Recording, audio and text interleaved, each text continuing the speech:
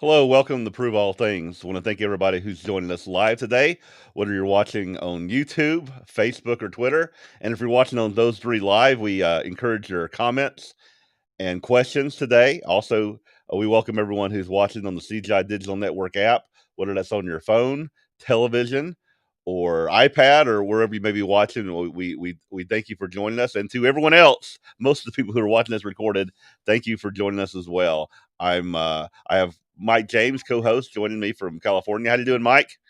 Hey, doing well, Jeff. Good to see you. How's everything in Atlanta today? Everything's pretty good, pretty good. Had a long, I guess, 3 day weekend because there's a new holiday, and I don't understand the holiday much, but you know what? I'm going to embrace it because I like holidays. So definitely enjoyed the holiday. Enjoyed time with family. Went to Stone Mountain, and just really, if you've never been to Atlanta, there's a place called Stone Mountain. It's a Oh really big yeah. park. Gigantic rock that kind of sticks out. It's really a lot to do for family. So had a really good weekend, ready to get back to it. Very good, very good. I just wanted to announce, Jeff, we have a visiting elder coming into the LA area, Dean Roberts from the Dallas, Texas area. He's visiting some relatives in the area. He's been here a week or so, and he's going to be speaking at my church this week, our Pasadena church. So I just wanted to let folks out in California know that if you haven't visited us before, we've got a visiting elder this week, so special time for us to have a visitor like that. So I just wanted to mention that. That sounds great. Sounds great. Anything else you'd like to announce? I think I'm looking at my schedule here. I just got back from Washington State 2 weeks ago, so the folks up there are doing well, and I'm going up to Utah next month to visit our little group up there in Salt Lake City, Utah. So those Hmm. are my announcements for today, I'd say.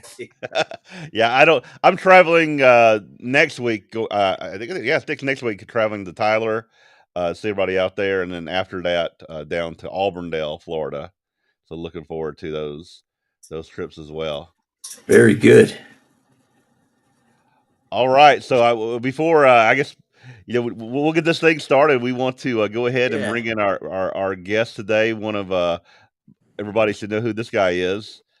If you watch the CGI Digital Network app, how you doing, Bill? I'm doing good, guys. Good morning to you. Good morning, Bill. Good to see you. Yeah, same here. Same here. Yeah, you guys are talking about traveling. I just got back from Moorhead, Kentucky. And Mm. Okay. so let me give you their greetings on behalf of the congregation down there. They're doing good. Lonnie and his brother Mark, they're doing real fine. The congregation is healthy and doing well. And I'm heading then to New York City, July 1. I'll be in New York City, Mike, over there in Queens at 2 o'clock, I Okay. think it is. At the Very good, Fairfield Bill. Inn, I think it is. I forget now the address, but that they're still at that same location. Okay, I know they've moved a couple times there, and just pass on a little information. I just learned the other day, and I heard that there's an independent group there that wants some of our speakers maybe to come visit them from time to time. So again, I think it's the DeVoe group that you're familiar with, Bill. So I just want to pass that along, and I told the folks to let you know about that. So I think that they're going to talk to you about that when you get up there. Is that Worcester, Massachusetts? So Solomon was one individual. I think they all met on Pentecost. They had that other group Yeah, visit with yeah. them. And They're doing a campaign also July yes. 29th. So we're going to try to get a letter out Hmm. to Okay, the good. area, 75-mile radius. I was going to talk to Vance as soon as Solomon gives me all the information and see if we can't get a letter out to all of our mailing list in the zip code areas of about 75 miles radius around that area.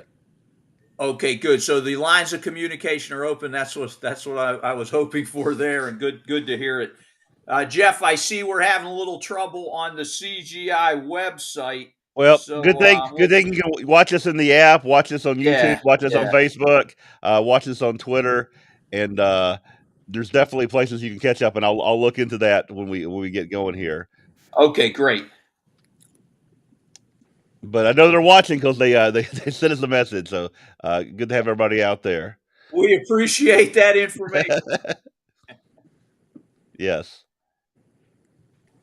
All right, so yeah, it's good to have Bill here again with us. It's been a little while since you've been on, Bill, and we're I think what was the last subject we talked about when you were here? Was it creationism or Boy, I don't even remember. I don't don't even even remember remember. it?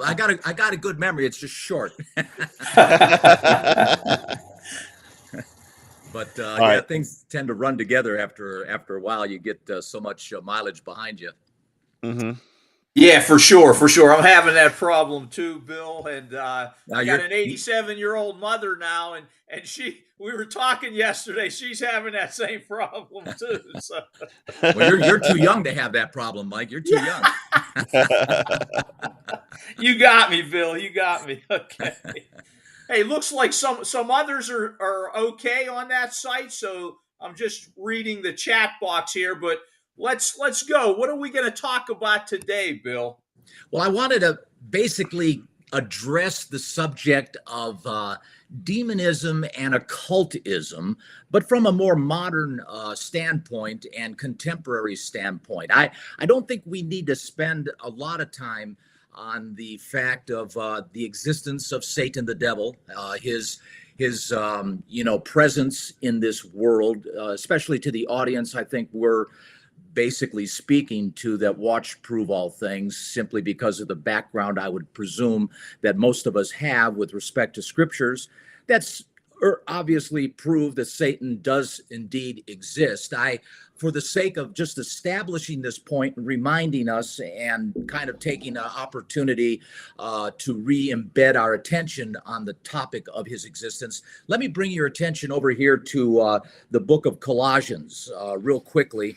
And in chapter 2 and verse 8, very important because these are the tactics that Satan, the devil, as many of us know, and we'll be illustrating some of this as we proceed in the program, uses. And here it says very quickly, beware, this is verse 8, Colossians chapter 2, beware lest any man spoil you through philosophy, vain deceit, after the traditions of men, after the rudiments of the world, and not after Christ. And those basic descriptions of particular topics and or categories is basically what Satan uses. This demon, he's a very wise and what you could say wily character. He wasn't called Hillel for nothing. I mean, that Hebrew word means light bringer. He was a wise angelic being who essentially rebelled against God. That name, as I say, means day star. It means light bringer, brightness. In the Latin, we understand him to be Lucifer, and we recognize that in Isaiah 14, where he's described. In the Garden of Eden, he was a nakish. He wasn't a snake. He was a nakish, a whispering spirit. And we know his techniques and tactics of dividing and conquering. And from the Garden of Eden, what did he do? He divided Eve from Adam and basically generated a conflict of which essentially the rest is history, as we know how that all played out. So I think it's pretty clear when we think about scriptures along with Ephesians. If I can turn your attention over here to the book of Ephesians, and right three. before you read that, Bill, one question about that phrase light bringer. I'm thinking of some scriptures in the New Testament. Do you think that moniker for Satan has something to do with his nature in deception, being a light bringer, a play on words? I agree that he's a light bringer with the power that he had, but do you think there's something more to that when we think of deception and manipulation? Could there be a double meaning there with that? Yeah, I think it's pretty clear he's an inverted light bringer. He turns things upside down to where people get confused, thinking right is wrong, as we're told in the prophets. And today, I'll tell you what, we have an environment like that, don't we? Where things that used to be normal are now considered abnormal, and abnormality is now being considered normal. Things that we used to think were wrong are now being accepted, embraced as being right and normalized, even in some cases legalized. I mean, we're living in a world today that I'll be honest with you, I wasn't brought up in. I mean, it is really confused, upside down, inside out. Wouldn't you guys agree with that? Oh, Yeah, yeah, absolutely, absolutely. definitely. No doubt about it, Bill. I agree with that. Yeah. Yeah, yeah. And here in Ephesians chapter 2, we see a little bit of, again, the means by which, because Satan, Hallel, he's all over the place. And here in this particular book that Paul wrote, again, warns us about this. He says, you have, he quickened who were dead in your trespasses and sins. This is Ephesians 2, now verse 2, wherein thine past, or in time past, you walked according to the course of this world, according to the prince of the power of the air, that the spirit now works in the children of disobedience. And that is so what I believe to be appropriate in lieu of describing how his presence seems to be omnipresent. I mean, he seems to be all over, whether it's in entertainment, whether it's in sports, whether it's in our job settings and in our high schools and colleges.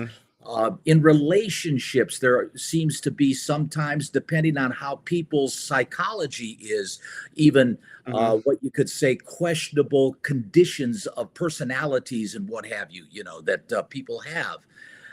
And he plays on our pride. He plays on our vanity. We know this. He plays on our ego, and he uses those things against us. I can't help but to look at the irony of this month being called Pride Month, of all things. I mean, what happens? What precedes the failure and destruction of something or someone? But pride, we're told, is it not, precedes the destruction of whatever it may be. When one becomes proud about this or that, that was primarily Satan's problem too, was it not? He got proud. Oh, wow. I never put those two things together when you say it like that. Wow, Bill, that's interesting. And you know what's funny about what you're saying, Bill? I live out here in LA, so I saw they have more than one Pride parade out here. That different communities have Pride parades. No, they do. There's a big one. There's a big one, and I forget what parade I had seen, either on the news or whatever it was, maybe on a website. But when you say Pride, they had a fella on the back of a truck whose buttocks was exposed, and somebody was spanking him out in public in the middle of the day. This type of thing was being promoted out there in Los Angeles. Hard to believe, Mike. That's hard to believe. Hey, wait a minute. I'm not sure. I may have seen it on a website. Maybe it was some other city, but it was a Pride parade. It may have been here in California. No doubt about that. Yeah, that's par for the course for California. We think normally. I think. But you know what? You're not alone, Mike. Margie and I, some years back, we were in New York on the other side of the country. And we stayed over and basically got up and went to one of those Pride parades because we wanted to get footage for the Armor of God, some B-roll, And to your point, there were also floats with same types of displays and arrogance and pride and flaunting this kind of lascivious, salacious, people dressed very scantily and what have you. And of course, there were politicians on the floats who supported this. I won't name any names because I don't want to be accused of being political. So with that being said, there were politicians on those floats that were waving at everybody, and they were proud to be associated with that. And I'll tell you, it was jaw dropping, as they would say. Yeah, they do argue that, hey, the pride, the meaning of that word is that, hey, we want to be like everybody else. We want to be part of the community. But you're right. On the other side of this, what are they showing us? Right. On the other side, what's going on? And again, I can't agree with being prideful about the activity, because it goes against what the Bible says. Now, listen, I'm gonna treat everybody like I treat my family. You know, that's how I'm gonna be when I go out on the street Hmm. to treat other people. But I to your point, Bill, yeah, you're right. There is this insidiousness about some of the terminology that is being used today to promote things that go against the Bible. It's Yeah. just amazing. It's amazing. But And I, Mike, what oh, excuse me, Jeff. Go ahead. well, I was just saying, yeah, I mean, we're the program we're talking about, I guess, Satan's influence, and I guess you can definitely see the satanic influence, especially if you're a Christian. As a Christian, looking at that and seeing all the things that we would say are just this evil, flaunting displays, that's even though they may not know it, that is Satan being worshipped in that parade. If Yeah, anything, yeah, and it Yeah. gets far worse than that. But you know, Mike, yeah, to your point, what you're actually talking about is equality. And there's nothing wrong with equality and fairness and all the things that are associated with flattening the playing field, as they would say, hmm, figuratively speaking, so that you get the same opportunities that I get, regardless of ethnicity or nationality or whatever it may be. Right. But the fact of it is, I mean, I support equality, and I'm a heterosexual, surprisingly. And consequently, with that being said, I don't flaunt my sexuality in order to promote equality. I don't need to do that. What I do is I try to logically think through reasoning and rationale that we shouldn't be prejudicial toward this person, or we shouldn't shut this person out of opportunity here. But hmm, that has nothing to do with sexuality. Why use Right. sexuality, hmm. as the fulcrum, as the point of the spear? That's ridiculous. It's off. To me, it's off subject. I mean, I don't get it. I don't get it. Yeah. So that leads to, okay, well, then what is really going on? I think these people are influenced and they don't even know the bigger picture, the bigger manipulation that is coming from a spiritual force rather than Hmm. just a carnal human nature force, And And that there's this trend also now where people refer to themselves in the plural. They say they, them, and those type of pronouns. And somebody pointed out, and I saw this that's the way demons refer to themselves Well, they're in the asexual. plural. Yeah, they're Yeah, asexual. Wow. yeah. I mean, that's, Yeah. that's, you go to that's a good point, Jeff. I'm yeah. thinking of scriptures that, Yeah, wow. yeah. With scriptures, when demons talk about themselves, they use they use those type of pronouns. So it seems like there's a connection there that Mhm. we can see that with the demonic world and the things that we see that are corrupting our society. And I think it's no secret. I mean, the scriptures are clear. Revelation 12, verse 9 comes to my mind about the whole world being deceived. Satan, the devil, has the whole world deceived. Over here, as a matter of fact, and I wanted to bring this up in Ephesians, again, chapter 6, which is kind of our motto here with the Church of God International, with our flagship program, the Armor of God. We read in verse 11 of chapter 6 in the book of Ephesians, put on the whole armor of God, that you may be able to stand against the wiles of the devil. Verse 12 now, for we wrestle, and this is an important statement that I think many of us on earth do not really understand the magnitude, the depth, scope, or breadth of this statement Paul's making when he says, for we wrestle not against flesh and blood. You're not wrestling against flesh and blood, but against principalities, against powers, against rulers of darkness of this world, against spiritual wickedness or wicked spirits in high places. And that, to your point, Jeff, is becoming so much more today prominent when you do the contrasting, the side by sides of this Hmm. world that we're living in, using the Bible as your standard, using the Bible as our statement of values, and then looking out from that to the world around us. And as I already alluded to, the fact of entertainment, whether it's sports, whether it's relationships, whether it's the way corporations are run, Hmm. on and on and on. You see all of this evil influence and selfishness and greed that is just so prominent in and self-centered is so prominent in all of these categories and segments of our Mhm. society today, and frankly the world, because I'm not only talking about the United States. I mean, it's not just exclusive to the USA. It's, you know, it's all around the world you see people acting this way.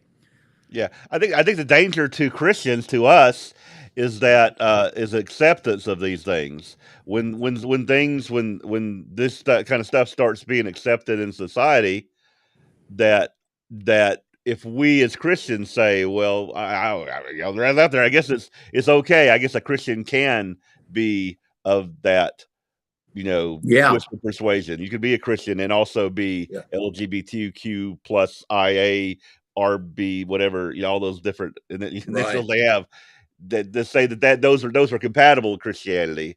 When we and if you start accepting that, that's us, you know, letting Satan work on our minds. And see, therein lies the danger of what we're all talking about here, is this fact that we are living in a pool, a demonic pool. And Hmm. those influences are very subtle. And over time, because they're so relentless, they tend to wear you down. And you do it through toleration, because you have now a postmodern thinking Hmm. environment. You have a moral relative environment. And so once things that are abnormal become normal, they're normalized. Hmm. And then the next step is to legalize them. To your point, Jeff, it becomes harder and harder to defend of going against it, because, Hmm. well, if the government says it's okay, then it's okay. I mean, everybody, I mean, we hear this, everybody's doing it, so Hmm. why can't I do it? You know, and Right. that's the what you could say, insidiousness of toleration, Hmm. because toleration, through the incrementalism that is associated with toleration over time, and Hmm. Satan is very long-term oriented, you tend to lead to abandonment or compromise, which leads to abandonment. And that's what's going on. I mean, look, would you have thought just 10 years ago that we're seeing what we're seeing today as being normalized, and little 5-year-old kids telling their parents, oh, I'm a girl, when they're biologically a boy, and Yeah. then the parents supporting that and reinforcing that to give them validity on their thinking at 5 years old?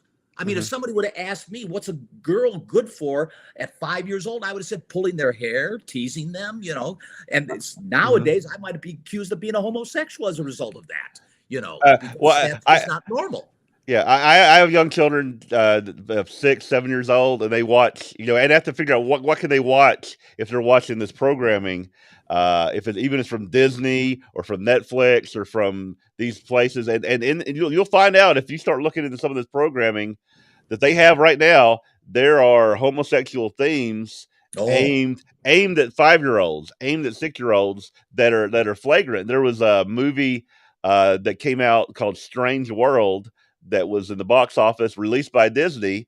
And the kids were watching it here. It's like, hey, let's watch this Strange World thing. And there was this boy that was the main character in it, and he had this crush on another boy, flagrant. I was like, that's the gayest thing I've ever seen in a cartoon. Was and you was didn't mean was on the happy. screen. Yeah, yeah, to be happy. And I was like, and so we had to, you know, turn this off because this is, you know, and this is like, why is this in a program? Why is this aimed at children? You Yeah, know, that's that societal thing that's trying to influence minds. When, you know, when I was 5 or 6, I didn't know what that was, and yeah. probably didn't need to know what that was. You know. Well, he is so subtle, and he's Yeah. genius in it. Hillel Yeah. is, and I say Hillel to your point, Mike, because he is light in that regard. He's light to the perversion, and he's Right. bringing understanding and light to that side of the coin, to that part of the room, which is darkness. You know, the Bible calls him dark. We should be light, but the fact of it is, he brings lightness into that perversion by teaching people how to be perverted and inverted. And then the people who say that there's something wrong with that bill, now we are the darkness, in the sense of Mhm. the Correct. culture. The culture says, "Oh, that's ridiculous. You know, get with the 21st century here. This Mhm. is how we do things." And I Oh saw it yeah. in government.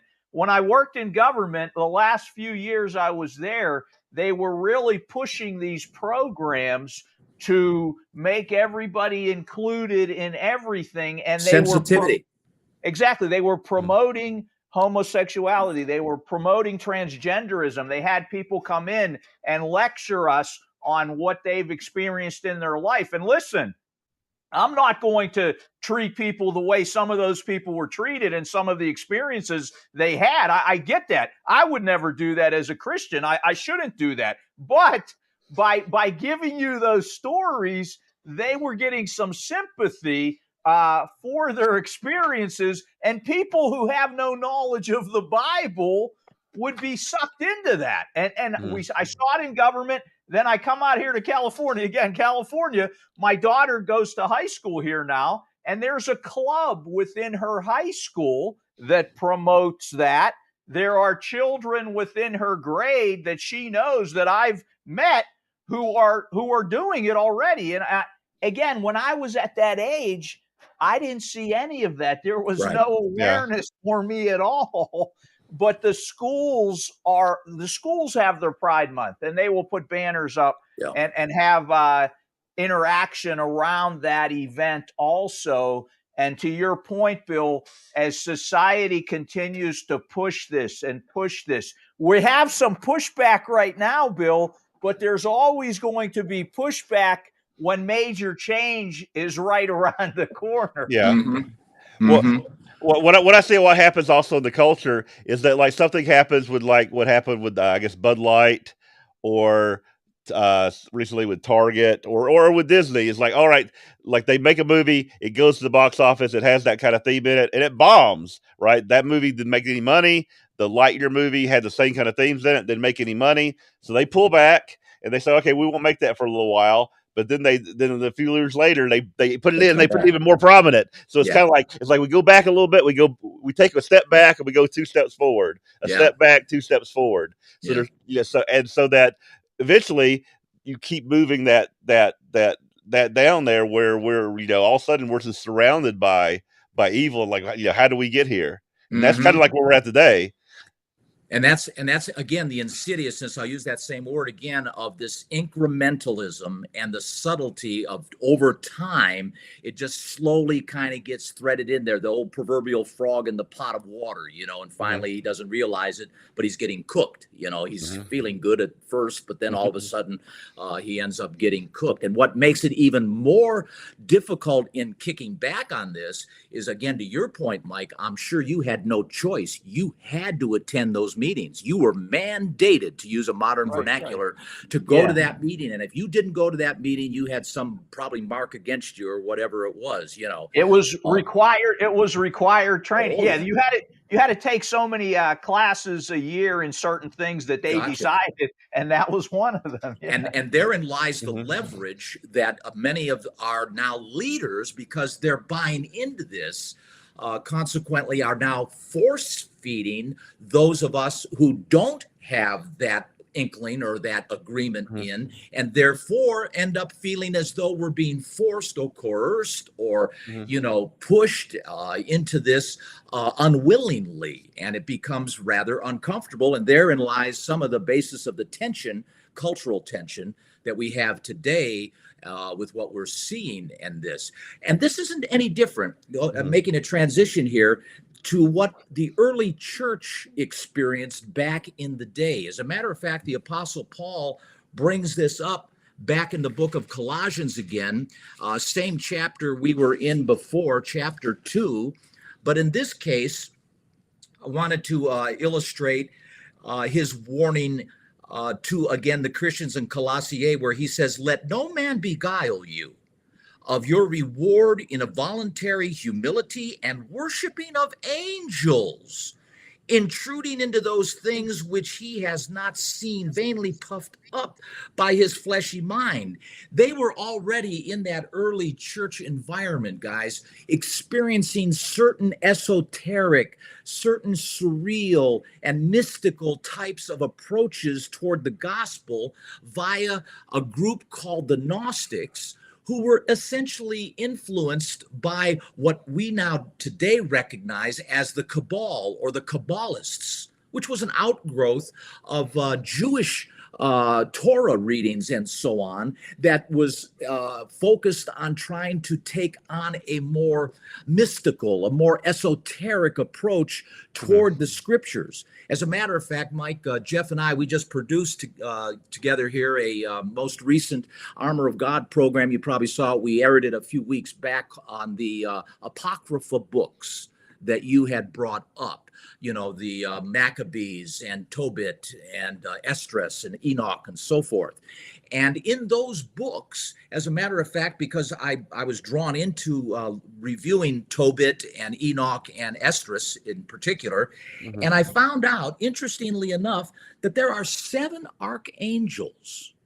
And those 7 archangels, according to the Apocrypha books, those 7 archangels are actually underscored in justifying the fact that there are 7 of them by Revelation 8 and Revelation 16, of which the Apocrypha books pick up on and attempt to capitalize on that number 7.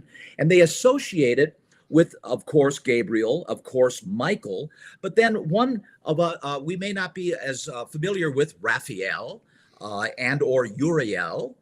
We may not be aware of Raquiel and or Seragael, or the 7th one, Remiel,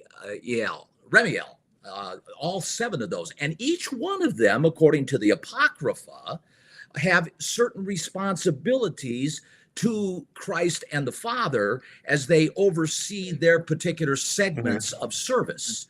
Like, for instance, Remiel, he is in charge of all of the guardian angels that protect you, me, and all those that God is protecting with guardian angels. It's kind of fascinating. Of course, it's all from the Apocrypha books. I'm not promoting it, and I'm not, going off on a rail here. But I'm just saying that Paul, in the beginning of the early church years there, had the same problem with these Gnostics. Even, as a matter of fact, many people don't catch this, but even the Apostle John, when he got back from the island of Patmos, he was livid over the fact that people were beginning to abandon the idea that God's Holy Spirit could impregnate you, and that Spirit, Christ in you, could now manifest a new personality in you. And he was going, when you read 1 John or 2 John, as a matter of fact, 1 John is a perfect example. He's got no salutation. He just launches into this, look, I'm the last man standing. I saw him, I heard his voice, and I'm here to tell you as an eyewitness, kind of a thing. And he jumps into his concerns to those people that he was writing to at that time. So all I'm saying is what we're seeing today through a lot of the drifting of people going off the rails into some of these mystical, occultist types of teachings and interests and so forth is nothing different than what was already going on some 2,000 years ago in that first century, and of which was already drifting until finally the Catholic Church legalized, a type of Christianity and went out and tried to kill all those that were going against the church. That's a whole different story there.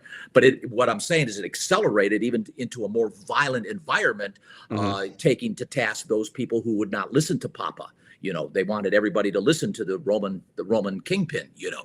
Yeah, I guess there's nothing new under the sun, I guess. Right. And again, and there's also at that time, there was the pagan temples that Paul also warned about, and that there was the temple prostitution, and a lot of that was men with men that would take place in these places. And pedophilia too. Yeah, all types of any kind of unspeakable things I don't want to talk about that would take place in these temples that now we have parades about. So again, they had the temples; they were doing it there. I don't know; they probably had parades then as well. I'm pretty sure they did. But Jeff, they're not just parades now. I was watching things on YouTube where they have transvestites now in the pulpit as ministers reading books to a congregation, or the pastor or the priest of that particular congregation allowing transvestites and or transgenders coming into church congregations to teach them about tolerance, basically kind of like probably the classes you went to, Mike, when you worked in the government. Things of trying to get the congregation to be more accepting to this lifestyle of which the Bible is quite clear in terms of what it thinks about it. And I know right now people are going to watch this and they're going to probably say, hey, Bill, Mike, and Jeff, y'all are being so intolerant. You're being hateful. you're being, and again, there's nothing hate coming from anything that we're saying. No, they're Again, observations. yeah, there's observation about a behavior that the Bible labels as sinful, and it's sinful because it destroys them. Like we want them to repent. We want them to understand what it is to experience God and God's Holy Spirit and repentance. And those type of behaviors, those things take people away from God, and they destroy people's lives, and they make you have a miserable, awful, terrible life. And why do we don't want that for people? That's what. So it's not hate. No, It's it's love that we education. have. It's education. Yeah. We Yeah. want people everyone to come to repentance at Yeah, some point. again, we're not perfect. We still sin. We make Yes. mistakes. The Yeah. difference is when I sin or make a mistake, I repent of it. I'm knowledgeable of it. I want to go the other way, but what society is pushing is, hey, no, you can go any way you want, do whatever you want, and it's going to be okay. And that's not the message of the Bible. And to Bill's point a little earlier, I wanted to comment when you said this has been going on all these years. Even some of our new religions, Bill, I'll take Scientology since I'm out here in Yes. California, where it started. And what we've got is when you look at Scientology at its core, it was created by a science fiction writer who knew about all these esoteric ideas. And he's got this theory that spirits from outer space populated the earth. And that's an old idea that's been around for years and years. And coming back now, You see our Christian channel all the time. Yeah, absolutely. And what's fed a lot of this stuff is this drive toward occultism. People, investigating and taking the deep dive into these esoteric Kabbalah type religions, Mike, to your point, that have come up through time, and of which is only one spoke. I look at Satan's setup like a wheel, with him being the hub and a lot of spokes coming out because he's multitasking. Occultism, demonology, all of the things that are associated, witchcraft and warlocks and what have you, is one spoke, you could say, that he uses to infiltrate. And that's a key word. He infiltrates the minds of people into getting into some of these esoteric teachings and interests that drive people away from the Bible into what is considered to be the supernatural world. And then you augment that with a few supernatural experiences, like hearing voices or watching a plate lift magically through levitation or whatever, like Timothy Leary through the experimentation of drugs and so forth. And you find that the people get even more Twitter-pated, more interested, because they find themselves infatuated and mesmerized by these powers that they've never experienced before, and that physically, logically, they can't justify it other than the fact that they're in contact with the spirit world. This is cool, man. This is cool, and then you're off to the races. And one name that has been really at the basis of this and underscored this is a guy named, I'm going to put him up here, Jeff, because people will recognize this face, Crowley, Aleister Crowley. And he was born in 1875 and essentially was known to be a magician. He dealt with drugs, witchcraft. He was a mountaineer, but was also considered to be the evilest, most egotistical, and I'm quoting from this article here, raging genius and messiah of anti-Christianity. And I found it unique to realize he was brought up in a Christian home and his dad was an evangelist. Wow. Unbelievable. I didn't know I heard that of the either. guy, but I didn't know that. Yeah, I didn't either. And when I found that out, it was amazing. But what I understood as I read through this article, which is kind of an abbreviation of his life and so forth, a key, and I outlined this, a key point here was he would point out, Crowley would, when he was in high school and as he was getting older in his teen years and began to look back at Christianity and saw some of the idiosyncrasies that you and Jeff and I and so many in God's church have seen, he recognized them too. And out of this quote, out of this article, I quote, he would point out these inconsistencies in the teachings of the Bible during study groups in school. So he became what? Disillusioned. He saw through the hypocrisy of Christian tradition and essentially, said, "Hey, this is just a scam." What do you mean? Christ was never born on Christmas. Oh, he said 3 days and 3 nights, but you worship a day and a half on Easter. What's going on here? That kind of stuff. Heaven and hell. What do you mean heaven and hell? You die, you go to heaven. The Bible doesn't teach when you die, you go to heaven. And I'm sure some of that stuff he couldn't connect the dots. So he said, "This is just all you know." And what you're hitting on there, Bill, and I've done a sermon on this, is the decrease in the amount of people within the United States, Europe, wherever, who believe in the Bible or Christianity. The numbers continue to fall precipitously over the last 50 years. And that has a lot to do with these influences then encroaching into society. People saying to their young kids when they're 5 or 6, "Oh, you want to be the opposite sex? That's okay," because they aren't reading their Bibles anymore, or have any knowledge of that. They're okay with it, But the churches today, Mike, because of traditional Christianity, are not teaching the truth. And so young guys like myself, when I was 15, 16, and I started moving toward the hippie culture due to the inconsistencies that I saw in the lifestyles of my mom and my dad and the hypocrisies of my uncles and my aunts and government and politics and so forth and so on, I got disillusioned. I got disinfatuated with it, and consequently took an anti approach in a counterculture environment because I was rebelling against it. Crowley saw some of the same stuff as, to your point, many kids today, when they look at Christianity and they view traditional Christianity and they see what we worship and what we honor and observe, but it's not in the Bible. How does that? I mean, can't you see that, Dad? Can't you see that, Mom? Kind of a thing, Well, Crowley, in his case, listen to this. It gets better. He finally gets married to this woman named Rose, and she's basically suited for him almost like a hand in glove. And she says here, Rose was meditating one day, and she informed Alistair that, Crowley, that the Egyptian god Horus, sounds like Muhammad in the cave.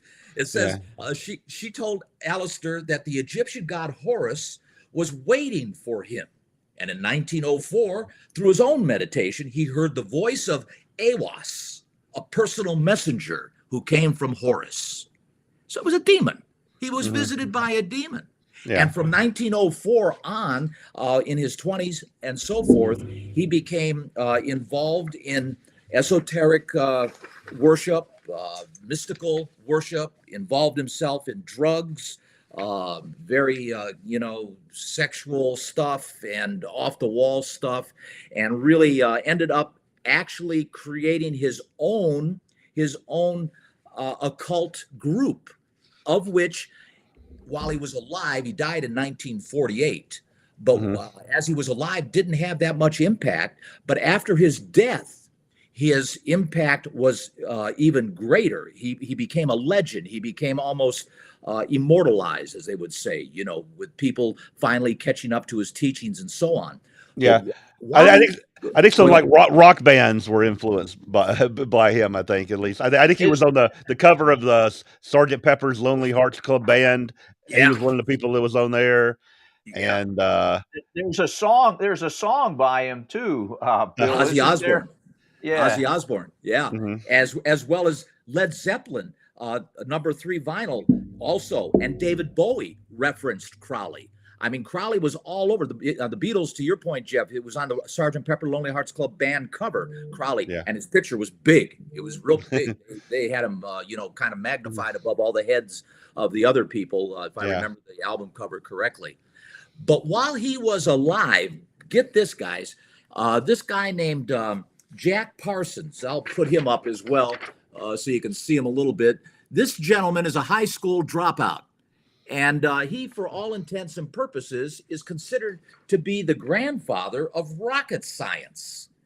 And he turned out to be a follower of Crowley, and became an occultist, and actually headed up one of Crowley's local groups, and became the host, as I guess you could say, that for lack of a better term, and even had a personal relationship with Crowley. He would call him and talk with him one-on-one and so on.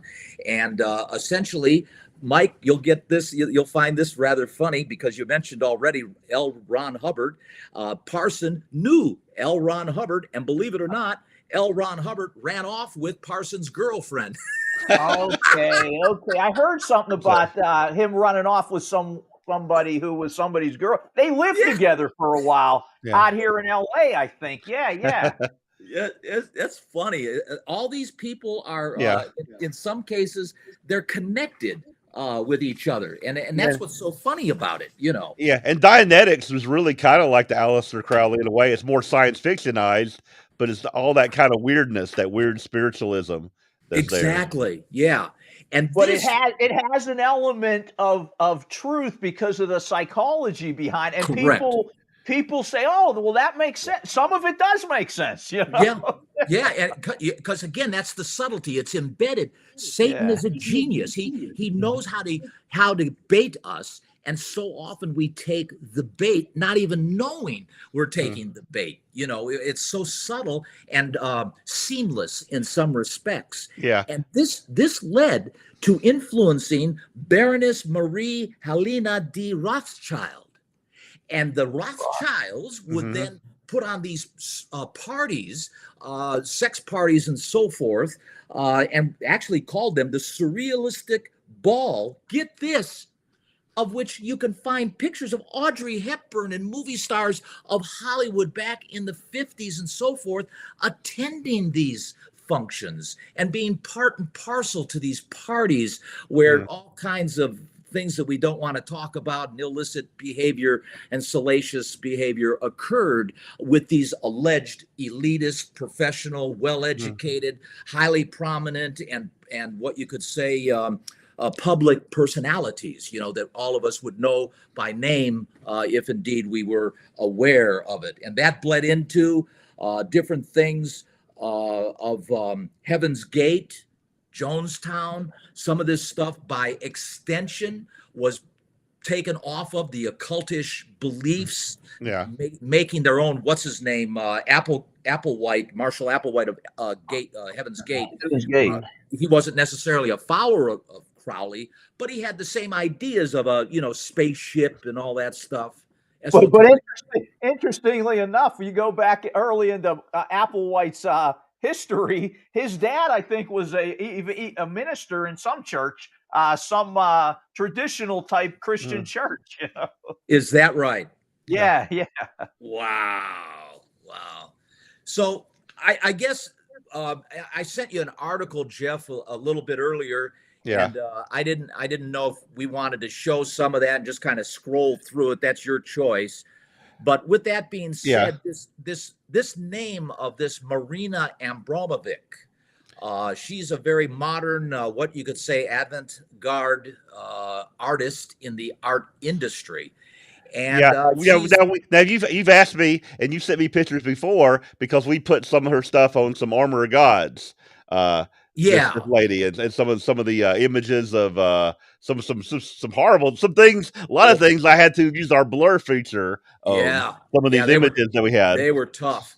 Yeah. Some of the stuff. I mean, like even Rothschild's party, the Surrealistic Ball. Yeah.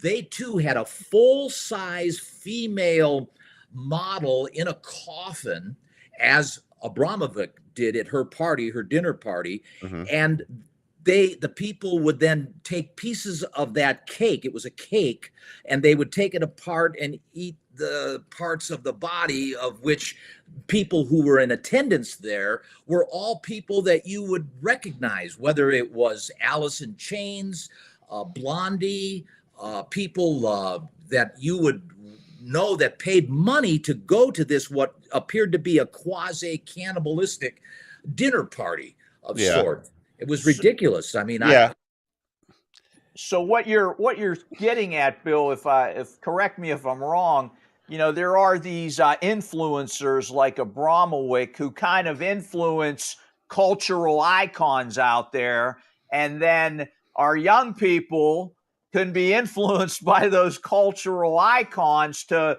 look into these other realms of experience that artists like her are promoting. Is that what you're getting at here? That the lack of having a biblical perspective can lead you into these other things that are into occultic practices, or can be occultic or in nature. Exactly, Mike. And to your point, we find Ozzy Osbourne writing a whole song about Crowley. We've got the Beatles putting it on Sgt. Pepper's cover. We've got literally proof that illustrate that the culture's been infiltrated. That's an operative, infiltrated subtly through incremental acceptance, going back to, in our day and age, to the 50s of Elvis and coming forward. I mean, Elvis, when you compare what Elvis is doing to what Beyonce does on stage, oh my, how far we've come. Well, they had when they filmed him performing, they said, well, we're going to film him from the hips up because he was shaking his hips. And now people, they just have their bare butts out, shaking them on stage and stuff. And look at that. Yeah, the halftime shows. Super Bowl.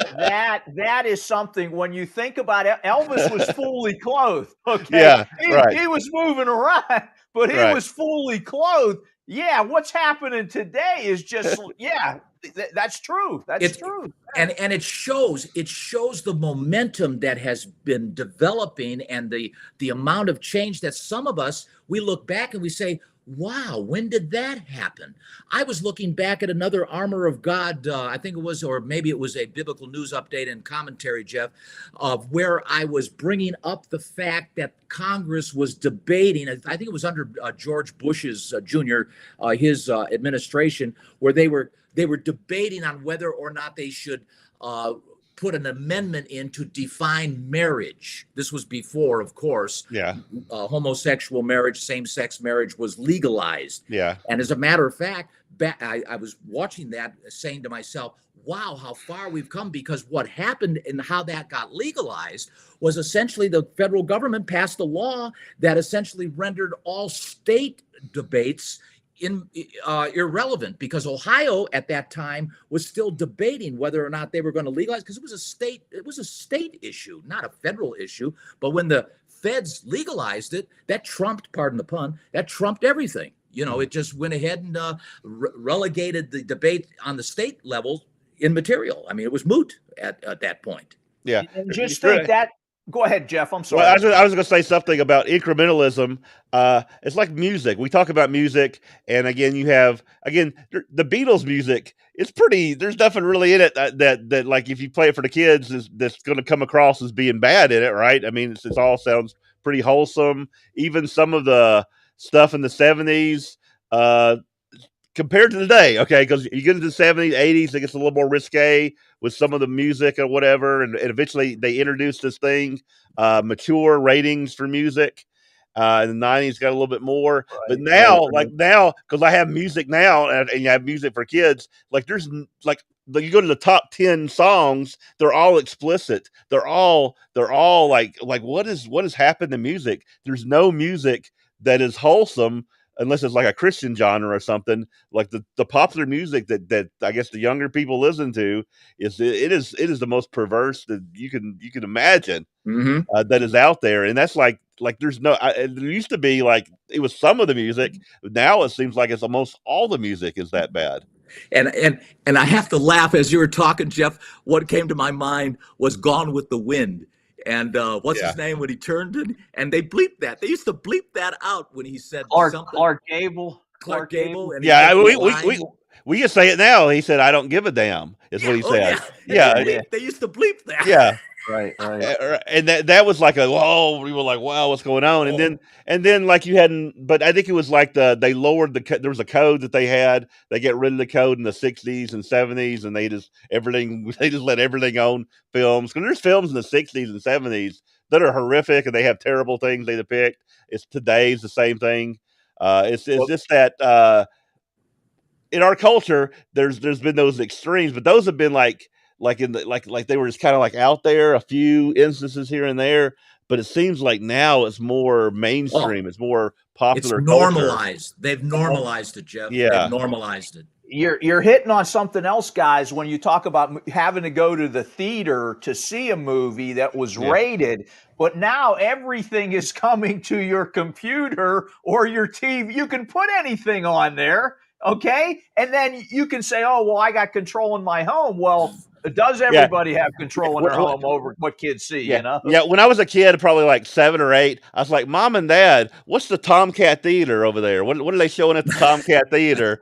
And they were showing adult films and stuff. And I saw all these. What are all those X's and stuff there? And now people they don't go to the Tomcat Theater. The No. Tomcat Theater comes to them. Yeah. On Yeah. their phone, on their computer, on their television, or wherever. So the society has But changed a but lot. but a lot of these things develop new ironies. And here's an irony for us to just bring to the surface here, and that Yeah, is, think about it. We can take a 5-year old to a library or to an assembly within the school, in the auditorium or in the cafeteria. A 5-year old, first graders and second graders, 6, 7, 8-year-olds, and have them exposed to a transvestite who twerks on the stage or reads a book or whatever it is. But I have to accompany my 14-year-old teenage grandson to an R-rated movie. Mm. Wow. Yeah, that is an irony, Bill, hmm when you put it that way. What are we thinking? What hmm are we thinking? My Well, my but what's fun? 14-year-old grandson Yeah. cannot go to an R-rated movie without an adult accompanying him. But But I can bring my 5-year-old to an assembly and watch a transvestite twerk in front of him. But Yeah. what's funny, Bill, but even more ironic, Bill, is a parent is bringing that Yes. 5-year-old to the Yeah. library to see Right. the. Yeah, yeah. Yeah. No, you're So right, Mike. And they're that tells you clapping something. and they're laughing and Yeah, they're yeah, emboldening and hmm validating. yeah, yeah, Yeah. yeah. And that's why I really do fault oftentimes the parents, because of the concessions they make to appease hmm their children, when their children are not old enough to make these kinds of decisions. These are life-altering decisions, especially when you get into transitioning and so forth. With a transgender. I mean, these are not decisions that should be made by an 8, 9, 10, or 12-year-old Yeah. old person. I mean, Unfortunately, the qualifications to be a parent is just to be a male and a female, and you can be a parent. You don't have to have yeah, any kind of training or any type of sense or morals or anything yeah, to be a parent. And that's why that's why we have the just the foster system that we have in different states where they have to you know kids who are abused, kids who are not raised well. But unfortunately is that now they're lowering the standard on that people are now abusing kids, and they're just like, oh, we'll just let them abuse the kids and we won't do anything about it when it comes right. to like confusing them about their gender or exposing them to pornography and stuff like that. And part of that too is kids having kids. I mean, these Yeah. kids that are getting pregnant are too young to have children. They're not, hmm they're not prepared. They're not equipped. They're not suited. They're not old enough. Right. They don't have the background, the maturity to deal with the responsibilities of being a parent, let alone bringing them up in the right way. And sadly, the churches are failing oftentimes the people as well. And that's why I guess today I just wanted to, if nothing else, bring this to the surface for our viewers, guys, in hopes that we're not naive about these influences. Jeff, you brought up Disney. You brought up even Elmo or whatever these kids programs are that have these subtle Yeah. messages in them, and they're You there. know what? It's almost every place that makes kids programming has that. Like Yeah. almost, you can't find. And, there's some Christian ones that do it, and hopefully maybe some more will get more prominent. But it's like all the places that produce kids programming are producing this. And it's getting worse. I mean, as we go forward, if the trends don't change, and I don't see how they're going to, I mean, call me, paranoid, but that just Yeah. doesn't mean I'm not being chased, even though I'm Yeah. paranoid. The fact of it is, things don't look like there's a whole lot out there to change anything. And I know Yeah. people have hope that things will change, but it's important for the meantime. If they do change, hey, all the more power to us. But if they don't, it's important going forward into this storm we're in that we don't become naive to the tactics and the methodologies and the genius behind Hillel, who does in fact play us. He plays on our vanity, he plays on our ego, he plays on our pride, and does everything he can to use the tactic of divide and conquer. I mean, that's what he's been doing since the Garden of Eden. And it's so important that we as Christians be sensitive, be polite, be tactful, be diplomatic. Don't judge. We're not here to judge people. If that's the way they want to live, just don't bring it to my house, kind of thing. I say that metaphorically, of course. Yeah, I think we should always treat others the way we want to be treated. Treat them with love, respect.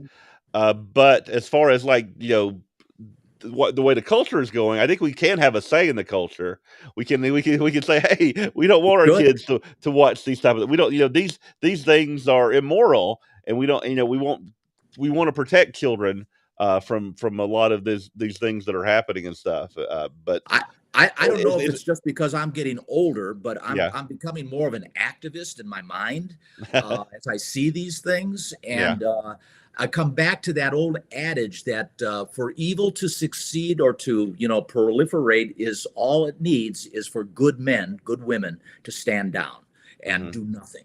And it's time that we all do get brave, that we do get bold. I use this term a lot, and be courageous in our efforts to go to the schools, if indeed our children are in public school, and stand up for things like, hey, this book ought not to be in our library. You need to take it out and talk to the school board about those things, and not be afraid to do that, because you have freedom of speech just as much as some of these others have freedom of speech. And shame on us if we don't rise to the occasion to defend the values of this book that we all believe in so badly or so much, so passionately. Yeah, when it comes to entertainment, I don't understand why like a big media company, they'll spend $200 million on this film, and they'll put it with something that they should know at least half the audience is going to be like, this is awful, this is abhorrent, we're not going to go see this, right? And so they'll spin it, they'll release it in the theater, and nobody sees it, and they're like, oh, these evil people don't want to go see our movie because because they're not diverse in their minds. Like, hey, we don't want to see that stuff, and you're not going to make any money off of it from the people who have morals, right? But it does. But what it does show, Jeff, is the people who have influence today aren't thinking the way we think. No. And that's the problem. So many of these CEOs and people that are running these companies, Jeff, you made mention of Target and Budweiser, and this term now that we're all becoming more familiar with, wokeism, to be woke is now becoming more prominent in our vocabulary, and we're beginning to see and identify these appeasing efforts from these companies and people and so forth that, again, to your point, Mike, just validates some of this off the rail thinking and off the rail behavior that just brings on, again, to your point, Jeff, more heartache and confusion and difficulty in lives that the people are living. Yeah. We're doing this program not because we want to sit here and say, hey, how righteous we are, no, and how terrible the world is. We're not saying that, because we all sin, we all fall short of the glory of God. But we want people to come to a knowledge of Jesus Christ and his kingdom and his laws. These are things that if you live by, you're going to have a happy life. You're going to, and God has an eternity plan for you, that he wants to transform you to be, his children. And again, so we want all these people out there. They're all created in the image of God, and God wants them all to be his children. And that's what it is. But we cannot not say that. We cannot say, hey, that's wrong. Right. Say that's sin. And the reason is we've got rights too. It reminds me of that joke, where the old turtle is in the pond, the turtle's in the pond, and the turtle is just listening, and he hears rivet, rivet, and then he's got another one, rivet, rivet, and he's got 100 rivets going on, and then finally he just says, turtle, because he wants to be heard too, and the fact of it is that sometimes we become overwhelmed and overpowered by the voices around us that are contrarian to God's word. and we allow it.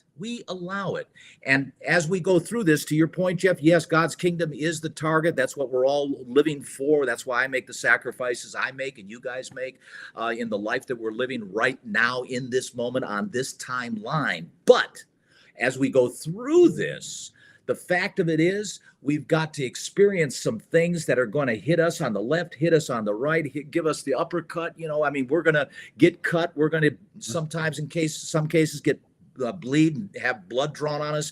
But the bottom line is, we've got to be willing to say turtle. We've got to be willing to stand up and stand in the gap for what we know to be right in the meantime, in this timeline, while we go through this to get to God's kingdom. Yeah, No doubt about it. Another thing we didn't mention, and I want to mention it just because I saw it yesterday. I was looking because I like you, Bill or Mike. I read the news a lot. I look through and it's different. So I was on one news site. I won't say who it is, but there are a lot of them are like this. And I was looking at it. I was going, "This is not a news site. This is like an activist site." There was so much activism in all their stories. It's like they were presenting this one point of view that they wanted to keep pushing and pushing and pushing this point of view that they were pushing yesterday.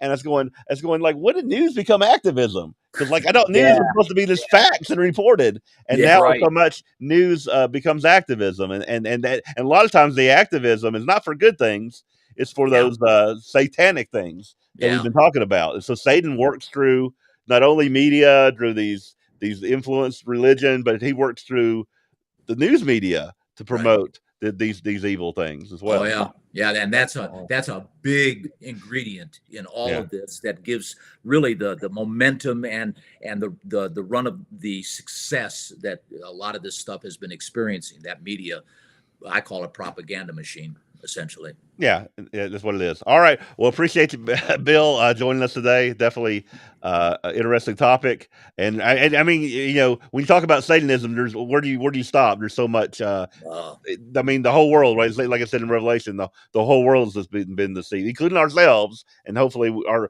Christ has taken us away from that. So it is out there everywhere. Any closing words, Bill, before we leave today?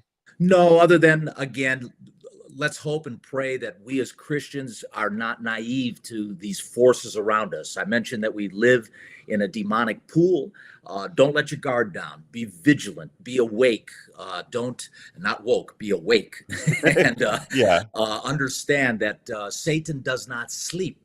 His demons do not sleep. We get tired, we get moody, we need to eat, we need to hydrate.